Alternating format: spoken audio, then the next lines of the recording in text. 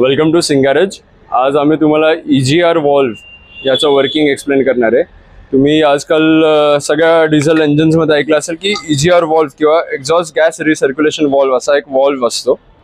So या वॉल्वचं basically function असं असतं की एक्झॉस्टचा जो काय गॅस आहे तो रिसर्क्युलेट होऊन तो इंटेक मॅनिफोल्डला देतो। त्याच्यामुळे तुमचं जे कंबशन असतं, कंबशनचं टेम्परेचर रिड्यूस होतं आणि हार्मफुल गॅसेस जे एअरमध्ये बाहेर निघतात, जसे नायट्रोजन ऑक्साईड्स असतात, तर ते नायट्रोजन ऑक्साईड्सचं एमिशन रिड्यूस करतं। ह्याच्यासाठी EGR वॉल्व खूप नेसेसरी असतो। पण ह्याचा एक फ्लॉ किंवा ड्रॉबॅक पण आहे।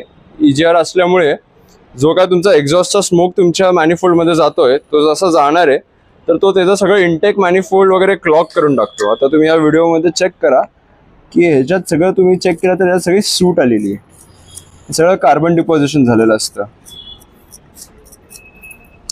या कार्बन डिपॉझिशनमुळे काय होतं, तुमच्या गाडीला नीट ब्रीथ करता येत नाही, त्याच्यामुळे पिकअप लॉस, स्मोकचा इश्यू, मग तुमच्या गाडीचा ॲव्हरेजचा इश्यू, हे सगळे इश्यूज तुम्हाला फेस करायला लागतात।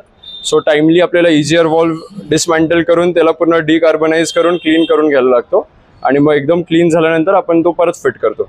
आता तुम्ही हा तिचा EGRचा हीट एक्सचेंजर आहे, तुम्ही हा पण चेक करा। आता ह्याच्यामध्ये इतकं कार्बन डिपॉझिशन झालेलं असेल, तुम्हाला मी दाखवतो।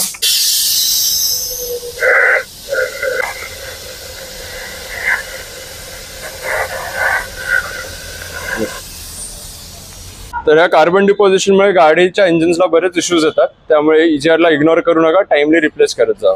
थँक्यू।